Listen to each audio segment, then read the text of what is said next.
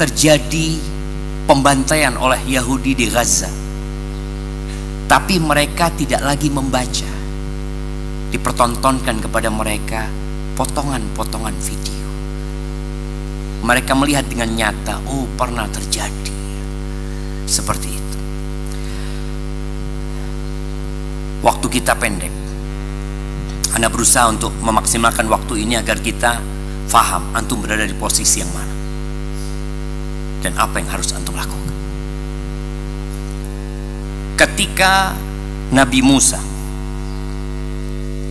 kita tahu bagaimana Bani Israel hidup ditindas oleh Fir'aun bertahun-tahun jamaah di Mesir dengan penindasan yang mungkin belum pernah terjadi dalam sejarah manusia.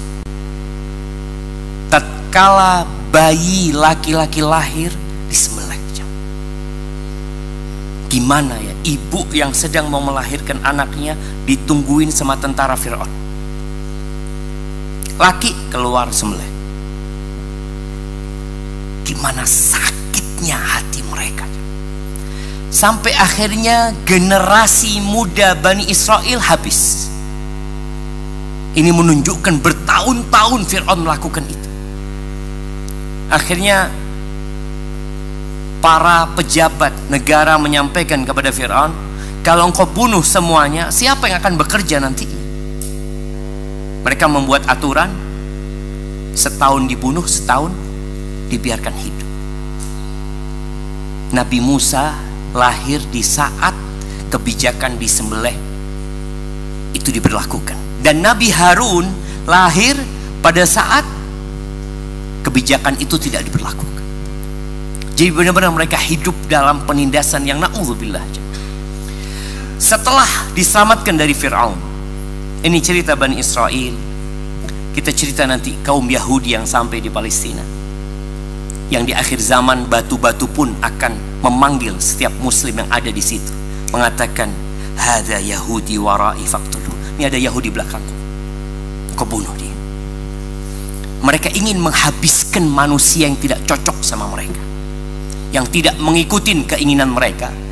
Dan satu saat batu pun tidak ingin mereka ada di muka bumi ini. Antum bisa bayangin, batu tidak mau mereka ada. Kembali ke cerita Nabi Musa alaihissalam. Ketika Allah berikan karunia kepada Bani Israel, mereka menyeberangi lautan yang mungkin tidak pernah terjadi buat kaum-kaum umat sebelumnya. Lautan terbelah buat mereka. Mereka sampai ke daratan.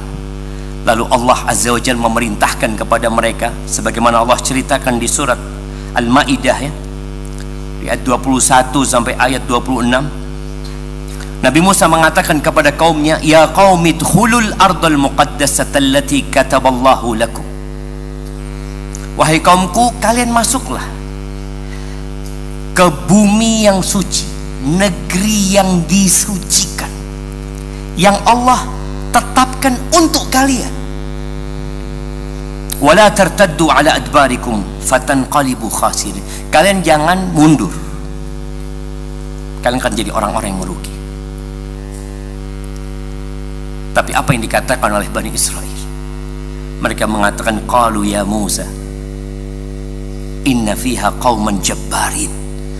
Wahai Musa, sekarang yang menduduki Palestina itu, yang menduduki Baitul Maqdis itu orang-orang yang gagah perkasa, orang-orang yang kuat. Wa inna lan nadkhulaha, kami nggak akan masuk. Supaya kita tahu bagaimana mental Bani Israel. Mereka lan nadkhulaha hatta yakhruju min, kita tidak akan masuk sampai mereka keluar.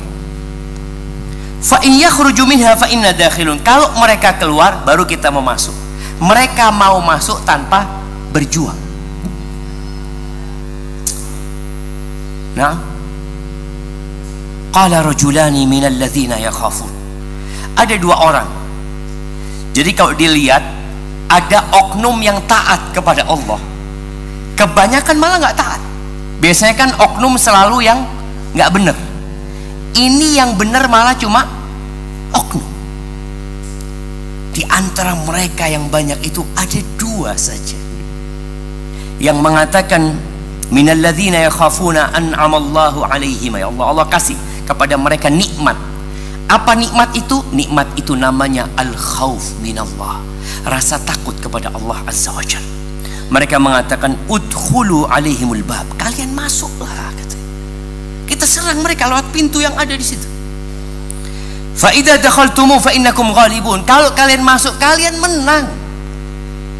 Kenapa? Mereka itu gagah perkasa fisiknya, cuma jiwa mereka kosong, jiwa mereka hampa. Kalian masuk menang.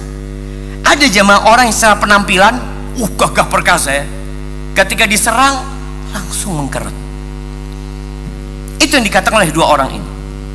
Wa 'alallahi fatawakkalu in kuntum mu'minin. Dan kepada Allah bertawakallah kalian kalau kalian beriman. Apa jawaban kaumnya? Nabi Musa sudah memberikan arahan. 2 orang ini sudah memotivasi mereka agar mereka masuk ke Baitul Maqdis. Apa kata mereka untuk menunjukkan mereka nggak bakal masuk? Qalu ya Musa. Mereka tidak ngomong dengan 2 orang yang memotivasi.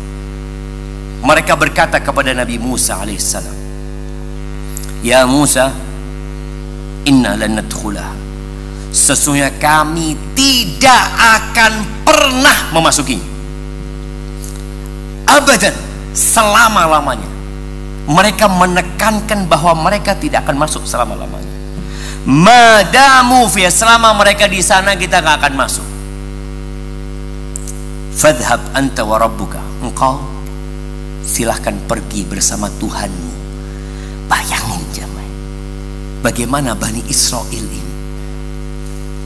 begitu jahatnya mereka, begitu tidak beradabnya kepada Nabi dan kepada Allah Azza wa Jalla. Mereka mengatakan idhab anta wa rabbuka, berangkatlah engkau bersama Tuhan, enggak bersama Tuhan kami, ya ya, enggak, engkau berangkatlah sama Tuhan. Faqatila, dan engkau berjuanglah, peranglah di sana. Inna hahuna qaidun, kami akan nunggu di sini. Bayangin jemaah, disuruh berangkat Nabi Musa bersama Tuhannya. Nabi Musa nggak kuat ya menghadapi kaum. Qala rabbi inni la amliku illa nafsi wa akhi, wahai Rabbku, aku nggak bisa menguasai kecuali diriku dan saudaraku Nabi Harun alaihissalam. Fafruq bainana wa bainal qaumil fasiqin, pisahkan sudah kami sama orang-orang fasik. Allah berikan hukuman kepada Bani Israel. Mereka tidak bisa masuk ke Masjidil Aqsa, ke Baitul Maqdis, padahal Allah tetapkan itu buat mereka. Apa kata Allah? Qala fa innaha muharramatun alaihim arba'ina sana, sesungguhnya negeri itu haram buat mereka selama 40 tahun.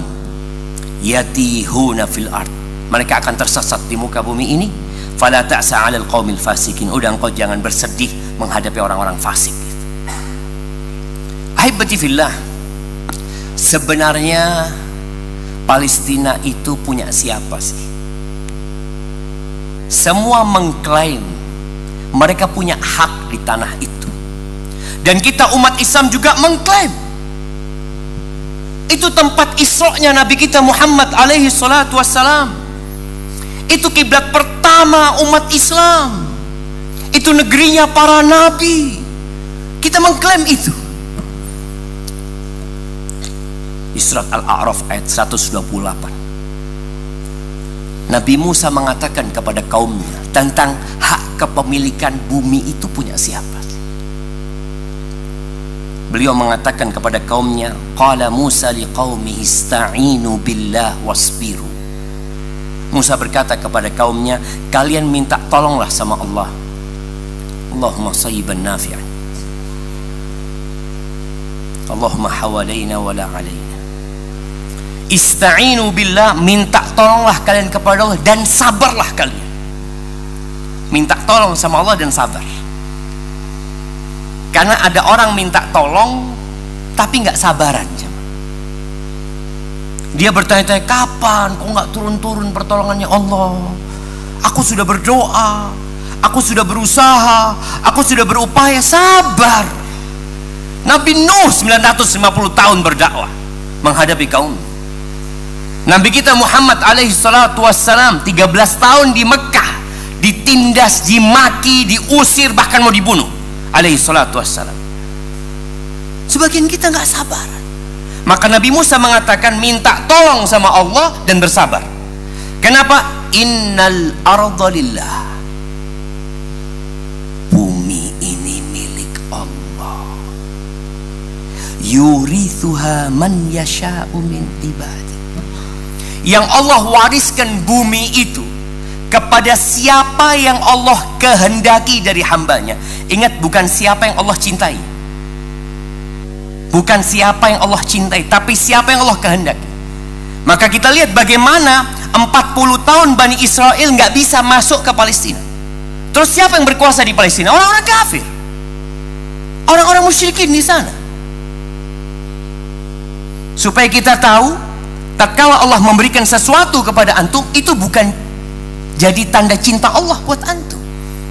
Allah mengatakan, innal arda lillah, sesungguhnya bumi itu milik Allah.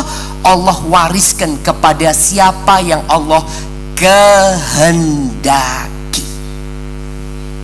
Maka kadangkala ada pemimpin yang zalim, kok bukan pemimpin yang soleh? Loh, itu Allah kehendaki itu. Wal aqibatu lil muttaqin, tapi akibat yang baik, happy ending itu selalu untuk orang-orang yang bertakwa. Ketika tidak bertakwa, seperti yang terjadi dengan Bani Israel, 40 tahun mereka hidup tersesat, jamaah, keliling-keliling sampai generasi yang menentang itu mati. Karena ada generasi yang nggak pantas untuk masuk ke Masjidil Aqsa, nggak layak mereka untuk sholat di Masjidil Aqsa. Apa yang terjadi? Allah hukum mereka dan Allah matikan mereka. Selama dalam kurun 40 tahun itu muncul generasi-generasi yang baru. Pertanyaan sekarang buat kita semua, kita generasi yang mana, jemaah? Kita ini sekarang berada di fase generasi, katanya generasi Z,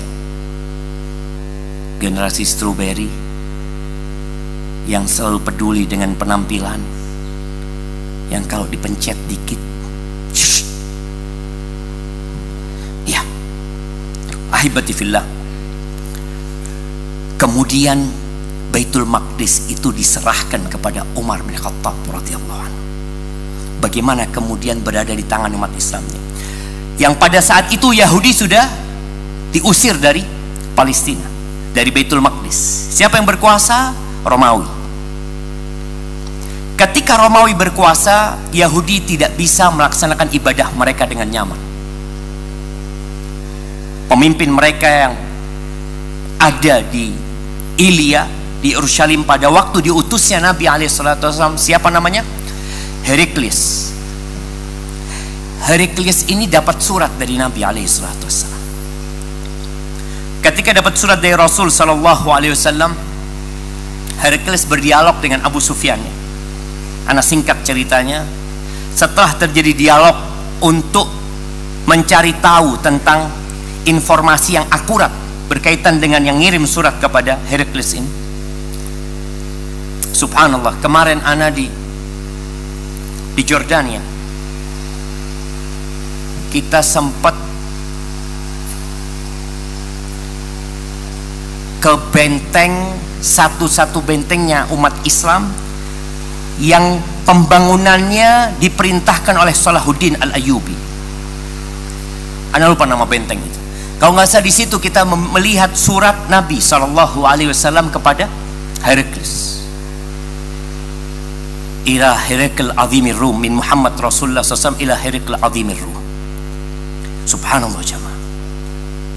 Setelah Heraklius mencari tahu data tentang Nabi SAW, dia berkata kepada Abu Sufyan. Artinya ini kabar gembira kepada Abu Sufyan yang masih kafir, bahwa umat Islam akan sampai ke Palestina, akan menguasai Masjid Al-Aqsa. Heraklius mengatakan, Fa in kana ma taqulu haqqan, kalau yang engkau ucapkan itu benar, fa sayamliku mawdi'a qadamayya hatain, maka dia akan menguasai tempat kedua kakiku ini. Itu di Urshalim, itu di Baitul Maqdis. Wa qad kuntu a'lam annahu kharaj, aku udah tahu akan keluar nabi akhir zaman itu. Lam akun adzunnu annahu minkum, nggak dalam bayanganku nabi itu dari kelompok kalian, dari bangsa Arab. Maka antum bisa lihat ya, kebencian Yahudi sama Arab ini benci banget. Dan kita lihat bagaimana dimunculkan kelompok yang anti Arab, yang mereka suka menyebutkan kadrun, ya, kadal gurun, umpamanya seperti itu. Iya, ini warisan dari mereka. Mereka benci, kenapa nabinya kok orang Arab? Falau a'lamu anni akhlusu ilaih la tajashamtu liqa'ahu. Kalau aku berpikir aku bisa sampai kepada dia, aku akan berjumpa dengan dia. Walau kuntu indahu la ghasaltu an qadami. Kalau aku berada di depan Nabi SAW, aku akan cuci kedua kakinya. Ini kira-kira pada tahun ke-7 Hijriah. Abu Sufyan masih kafir. Subhanallah, Nabi meninggal dunia SAW, tapi ternyata umat Islam belum sampai ke Masjidil Aqsa. Umat Islam baru bisa sholat di Masjidil Aqsa itu tahun ke-16 Hijriah. Bagaimana Umar bin Khattab ya, datang menerima kunci Masjidil Aqsa. Umar datang dari kota Madinah. Ya Allah, kalau antum melihat penampilan Umar bin Khattab dengan pakaian dari bulu domba yang dia pakai, yang disebut oleh para ulama kantongnya itu sudah banyak minyaknya. Antum lihat ya, kalau orang suka masukin tangannya lama-kelamaan kelihatan sangat lusuh sekali pakaian Umar bin Khattab. Dia jalan pada waktu itu juga nggak pakai peci, sampai disebutkan botaknya Umar kelihatan terkena matahari. Pemimpin-pemimpin umat Islam, komandan-komandan perang yang ada di sana menyuruh Umar bin Khattab untuk ganti baju.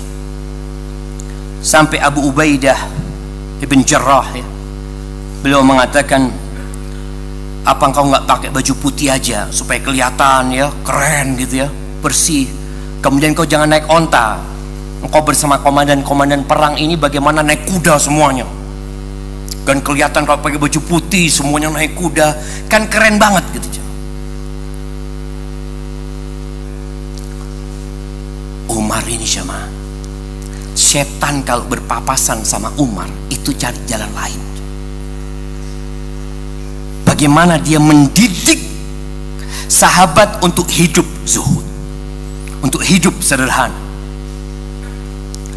Akhirnya ketika Abu Ubaidah mengatakan tadi suruh ganti baju Umar bin Khattab ya, karena supaya lebih keren. Enggak, kata Umar, aku nggak mau membiasakan diriku dengan sesuatu yang aku nggak biasa. Kalian yang sederhana hidupnya. Di tengah jalan salah satu komandan perangnya Umar juga, Yazid bin Muawiyah, ngomong lagi agar Umar berhias, karena kelihatannya kok ini loh khalifah umat Islam kok penampilannya sangat sederhana sekali, sedangkan mereka berada di tempat yang biasa dengan kemewahan. Yazid mengatakan, ya Amirul Mukminin, di sini harga barang murah, kain murah. Ini merayu Umar agar Umar ganti baju. Apa kata Umar? Ya Yazid, engkau ingin aku berhias buat manusia? Sedangkan aku di sisi Allah mungkin aku buruk di hadapan. Kata dia, la urid, aku nggak ingin aku dipandang manusia besar, sedangkan di sisi Allah aku kecil. Aku nggak ingin kau ngomong lagi masalah itu. Diam saja. Akhirnya bagaimana Umar bin Khattab ketika ontanya melewatin tanah yang berlumpur, ini sudah dekat ke Masjidil Aqsa. Umar turun dari ontanya, dia buka sandalnya jemaah. Dia jalan di lumpur tersebut sambil dia tuntun, itu yang namanya onta. Abu Ubaidah mengatakan kepada dia, qad sana'tal yawm sun'an 'aziman 'inda ahli al-ard. Engkau hari ini telah melakukan perbuatan yang sangat nggak layak lah. Disebutkan apa yang dia nggak suka dengan perbuatan Umar. Sama Umar ditepuk dadanya Abu Ubaidah. Dia mengatakan, awalau ghairuka yaquluha ya Aba Ubaidah. Kalau orang lain yang ngomong itu mungkin masuk di akal, engkau yang mengatakan itu. Abu Ubaidah Amir bin Jarrah ini salah satu sahabat yang dijamin masuk surga, aminu hadhil ummah, yang paling amanah dari umat ini. Maka Umar nggak dalam bayangan sekelas engkau ngomong kayak gitu. Kalau yang lainnya mungkin aku bisa terima, ini engkau yang ngomong.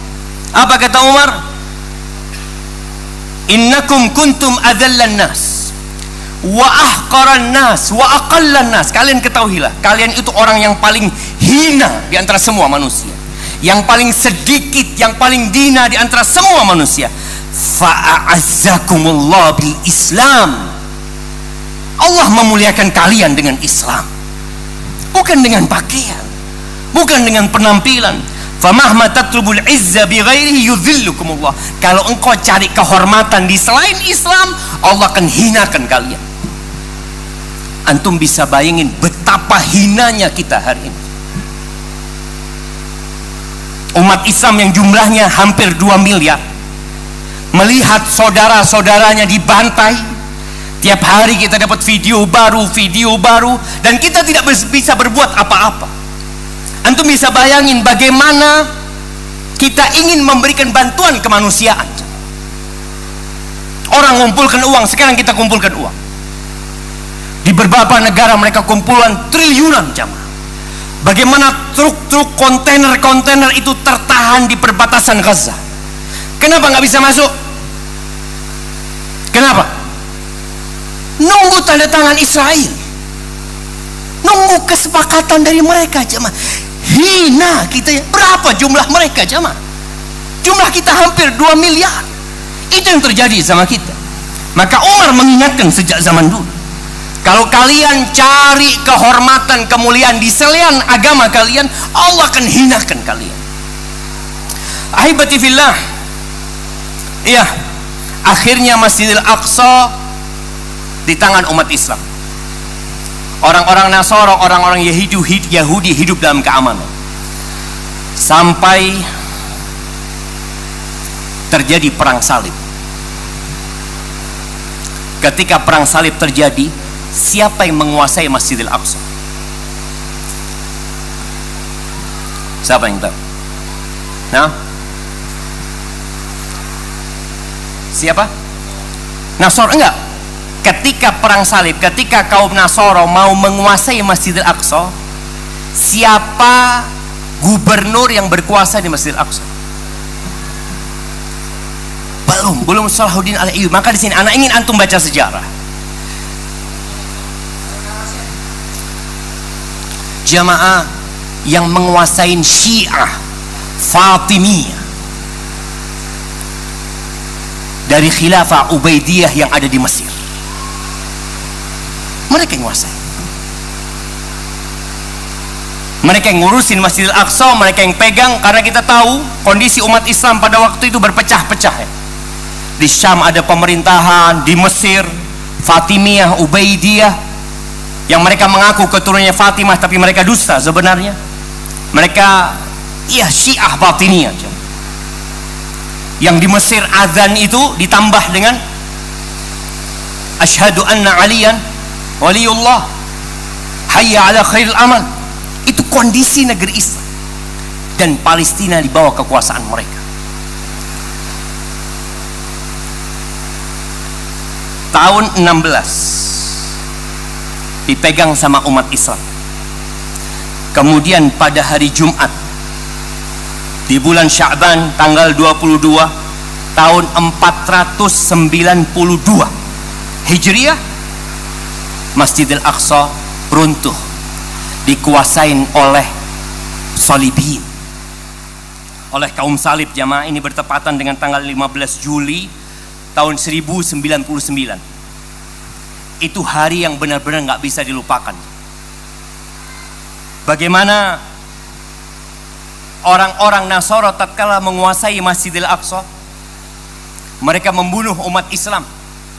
Sampai dikatakan di hari itu 70.000 umat Islam yang dibantai di dalam Masjidil Aqsa, di dalam masjid.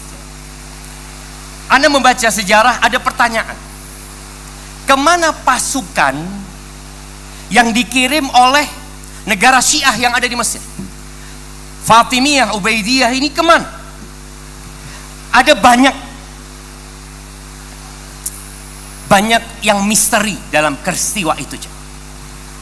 Disebutkan bahwasanya Ibnu Athir menyebutkan ada persekongkolan antara pasukan yang ada di dalam benteng Masjidil Aqsa dengan Shalibi.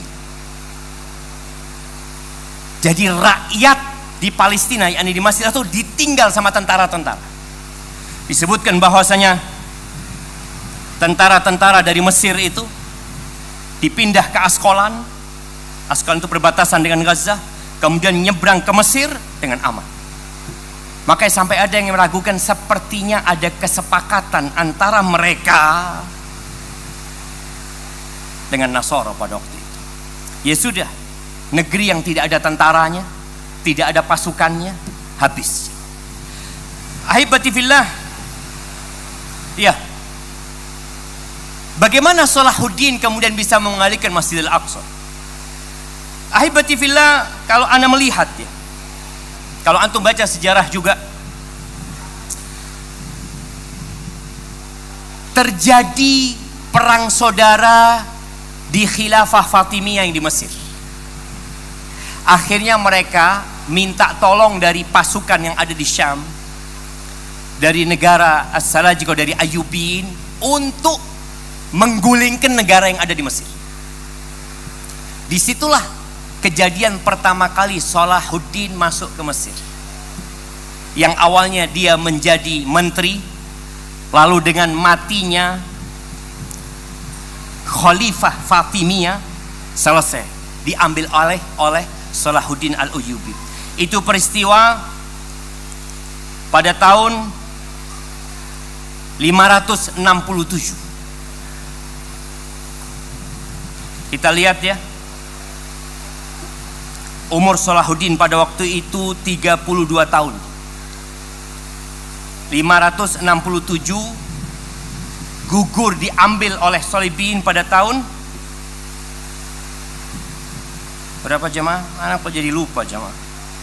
Tunggu sebentar. Iya, 492. Jamaah rahimakumullah, Salahuddin ketika berkuasa di Mesir, apa yang dia lakukan? Langsung memerangi Shalibiyin? Tidak. Yang pertama dia lakukan, disebutkan oleh para ulama, membersihkan pemikiran Syiah yang ada di Mesir. Kemudian bagaimana istana Khilafah Fatimiyah ini tidak lagi diagungkan oleh rakyat. Pemimpin-pemimpin di mahkamah-mahkamah diambil dari Ahlus Sunnah wal Jamaah. Ritual-ritual Syiah dihilangkan. Salah satu yang disebutkan itu, mereka azannya di Mesir, asyhadu anna aliyan waliyallah, itu dihilangkan dari Mesir.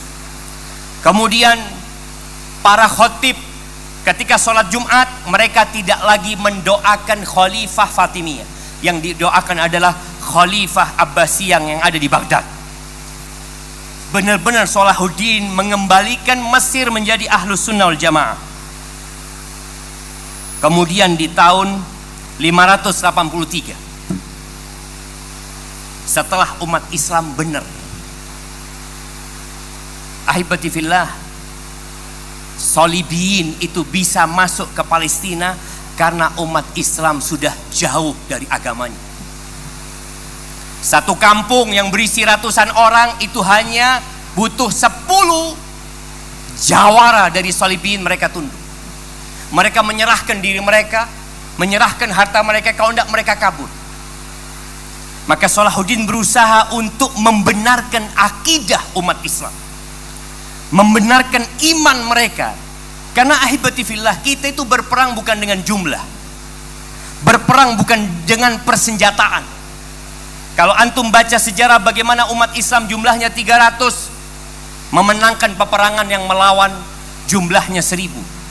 Bagaimana umat Islam menaklukkan Romawi, jumlah mereka 50.000 mengalahkan yang 200.000. Jumlah itu tidak penting. Yang penting adalah akidah dan keyakinan umat Islam. Maka Salahuddin pada tahun 583, ya, yang bertepatan dengan 1187, dia memenangkan peperangan dengan Salibiyin setelah 88 tahun dikuasai oleh Salibiyin. Masjidil Aqsa itu kembali kepada umat Islam. Naam, ahibati fillah, setelah tahun itu, setelah tahun 1187, tanggal 2 Oktober ya, yang bertepatan dengan 27 Rajab 583, Masjidil Aqsa kembali kepada umat Islam. Pertanyaannya, kok bisa hari ini dipegang Israel lagi?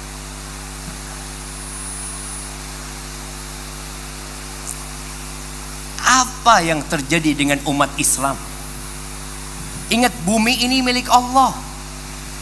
Allah wariskan kepada siapa yang Allah kehendaki. Bagaimana di tahun 1917, Jenderal Allenby, ketika mereka menguasai Masjidil Aqsa, menguasai Palestina. Kemudian di tahun 1948 memberikan negara Israel kepada Israel di negeri umat Islam. Kok bisa itu terjadi? Oh, karena bangsa Arab pada diam. Mereka tidak bersatu. Coba mereka kencing semuanya, tenggelam itu Israel. Kita itu terlalu dangkal memahami masalah ini. Bumi ini milik Allah. Antum coba bertanya, kenapa ya Allah berikan kepada Israel? Bukankah kita di atas kebenaran? Mereka di atas kebatilan? Iya. Ustaz, kan ada janji nanti kita akan mengalahkan Yahudi. Betul. Apakah Yahudi akan dikalahkan, akan dihabisi bersama generasi seperti kita? Cuma tolong bercerminlah. Kita ini sering menyalahkan orang lain. Wallah jamaah, kadang-kala mereka mengatakan, Ustaz, kalau orang Arab itu bersatu kan insya Allah kalah Israel. Antum bicara bersatu, di Malang tidak bersatu. Antum ngomong negara-negara, di Malang. Coba antum bicara yang skup kecil sekali. Kita nggak bersatu. Di Jawa Timur nggak bersatu. Di Indonesia ribut semuanya. Lalu antum berpikir yang besar. Jangan bohongin diri kita sendiri. Antum jangan minta tolong sama orang-orang kafir. Oh, kalau kita lihat ya, umat Islam minta tolong sama PBB, minta tolong, ya Allah, benar-benar menunjukkan kehinaan umat Islam. Generasi seperti apa yang kelak dijanjikan akan menaklukkan Yahudi? Ahibati fillah, di hadis yang diriwayatkan Imam Bukhari dan Muslim, kita yakin jemaah bahwasanya Yahudi akan habis. Ada dua fase. Yahudi akan habis dari Palestina, tapi mereka belum habis dari dunia. Fase kedua, ketika turunnya Nabi Isa alaihissalam, Yahudi itu nanti ada di mana? Ada di barisan Dajjal. Dan yang mengikuti Yahudi, yang mengikuti Dajjal dari kaum Yahudi itu, di mana tempat tinggal mereka? Bukan di Palestina. Di mana? Di Iran. Di Asfahan, kata Nabi SAW. Kata Nabi alaihi salatu wassalam, la taqumu sa'ah hatta tuqatilul yahud. Kalian, kiamat tidak akan terjadi sampai kalian memerangi bangsa Yahudi. Hatta yaqul al-hajar wara'ahul yahudi ya muslim, hadza yahudi wara'i faqtulhu. Ini di belakangku orang Yahudi, bunuh dia. Kemudian di hadis lain Nabi alaihissalatu wassalam mengatakan, ini riwayat Imam Muslim, la taqumu sa'ah hatta yuqatilal muslimun al-yahud. Tidak akan tegak kiamat, tidak akan terjadi kiamat sampai umat Islam itu membantai orang-orang Yahudi, fayaqtuluhumul muslimun hatta yahtabi al-yahud min wara'il hajar. Umat Islam akan membunuh mereka dalam kondisi mereka bersembunyi di belakang batu, belakang pohon. Lalu batu dan pohon itu mengatakan, ya muslim, hada yahudi wara'i faqtulhu, bunuhlah ini orang Yahudi di belakangku, kecuali pohon gharqat. Jemaah ahibati fillah, itu nanti di fase penghabisan Yahudi. Yahudi itu hendak melakukan genosida, menghabisi bangsa Arab. Mereka mengatakan Arab, bukan Islam. Kebencian mereka kepada Arab itu benar-benar dahsyat sekali. Karena kalau mereka ngomong Islam, dunia akan bangkit. Tapi mereka sebut, kalau antum lihat foto potongan-potongan panglima Yahudi mengatakan Arab, mereka seperti itu. Jadi nanti ada fase ketika Nabi Isa turun, itu Palestina sudah di bawah kekuasaan umat Islam. Sudah berada di kekuasaan umat Islam. Yahudi ada di mana? Ada di Asfahan. Sekarang mereka dikumpulkan di sana. Untuk apa? Untuk memudahkan umat Islam menyelesaikan urusan mereka. Nggak perlu nyari Yahudi di mana-mana, karena mereka kumpul jadi satu. Tapi generasi seperti apa yang akan menaklukkan Palestina? Kata Nabi alaihi salatu wassalam, idza tabayatum bil'ina, kalau sistem jual beli kalian adalah ina, riba yang terselubung. Antum tahu siapa yang menggalakkan riba? Yahudi. Karena dia tahu kalau umat Islam masih melakukan riba, tenang, kata Yahudi. Tenang. Kenapa? Mereka sedang mengumumkan perang kepada Tuhan mereka. Kalau umat Islam masih melakukan riba, nggak akan menang menghadapi Yahudi. Kenapa? Antum ini berhadapan sama Allah. Allah mengatakan, ya ayyuhalladzina amanu taqullaha wa dharu ma baqiya minar riba in kuntum mu'minin. Wahai orang-orang beriman, bertakwalah kalian kepada Allah dan tinggalkan sisa-sisa riba. Sisanya suruh tinggalkan, bukan mulai akad baru ya. Sisanya suruh tinggalkan. Kalau kalian beriman, fa in lam taf'alu, kalau kalian tidak melakukan itu, dengan siapa kalian berperang? Fa'danu biharbim minallahi wa rasul. Kalian mengumumkan perang sama Allah dan Rasulnya. Ini yang terjadi, jemaah. Kalau sistem jual beli kalian adalah riba yang terselubung ya. Ada bai'inah ya. Wa akhadtum adnabal baqar, dan kalian sibuk dengan ekor-ekor sapi kalian.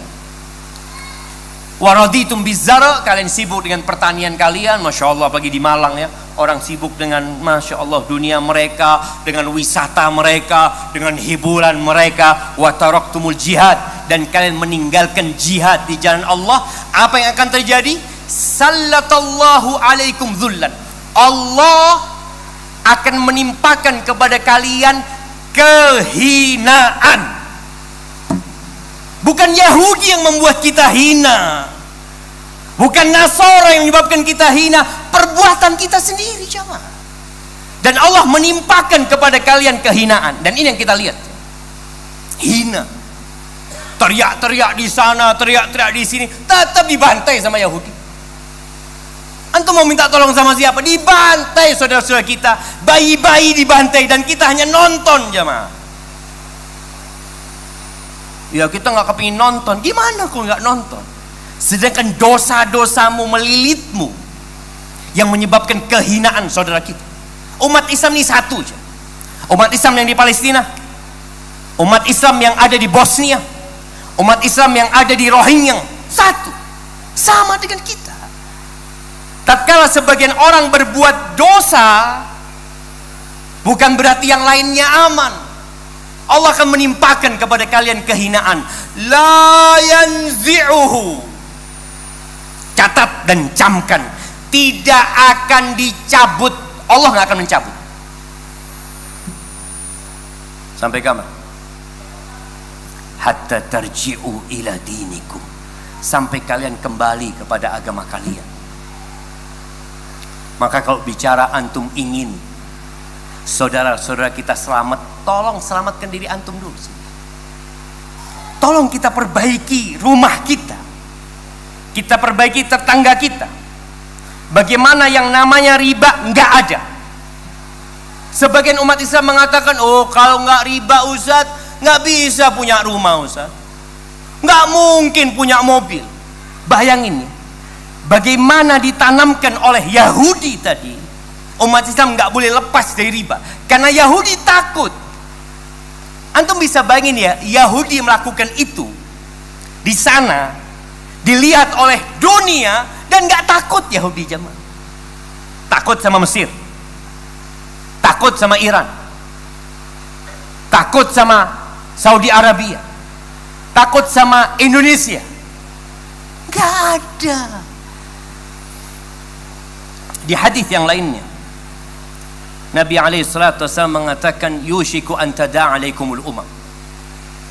Hampir saja umat-umat itu mengeroyok kalian, sebagaimana orang yang makan bersama saling panggil untuk menghabisi umat Islam, menghabiskan makanan tersebut.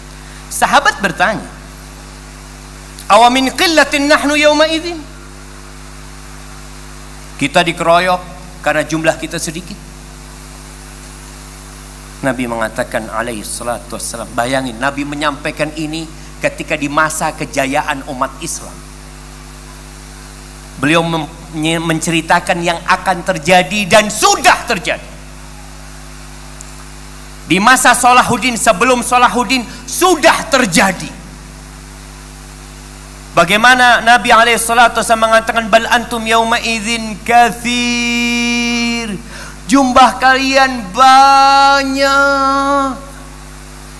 Ahibati fillah, sejarah perang salib itu orang hanya melihat pembunuhan yang terjadi di Masjidil Aqsa. Enggak, dimulai dengan Antokia, setelah itu di Ma'arra, ratusan ribu dibunuh umat Islam jamaah dengan jumlah pasukan yang lebih sedikit. Jumlah mereka lebih sedikit jamaah. Kebalik, kalau dulu umat Islam jumlahnya sedikit mengalahkan yang jumlahnya banyak, nih pasukan Solibin mereka datang dari Eropa, jumlah mereka nggak banyak dibandingkan dengan jumlah umat Islam jauh lebih banyak umat Islam pada masa itu. Dan saat ini juga umat Islam lebih banyak dari bangsa Yahudi. Coba sebutkan berapa jumlah orang Yahudi di dunia ini jemaah? 10 juta, 100 juta? Nah, ada. Umat Islam hampir 2 miliar, tapi hanya diam nonton. Rapat lagi, kumpul lagi, konsolidasi, iya, berusaha, tapi harus dicari tahu penyakitnya dari mana.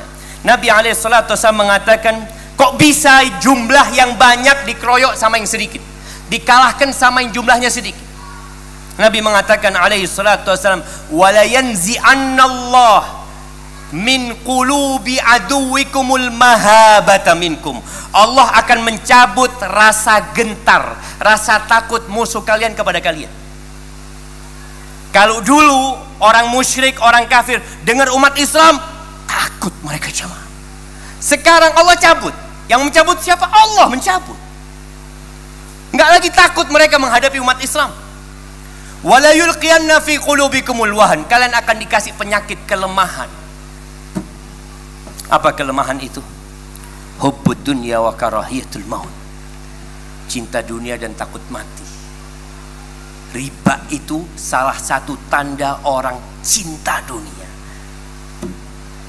Maka ahibati fillah, apa yang bisa antum lakukan? Bertobatlah kepada Allah Azza wa Jalla. Jadilah orang-orang soleh. Kumpulkan. Masya Allah, kita sampai waktu asar jemaah. Baik, itu mungkin dapat Anda sampaikan kesempatan kali ini. Semoga kita termotivasi ya untuk memperbaiki diri kita. 4 hal tadi. Yang pertama, tinggalkan riba. Tinggalkan riba. Kemudian jangan sibuk dengan dunia kalian. Ambisi kalian harus akhirat.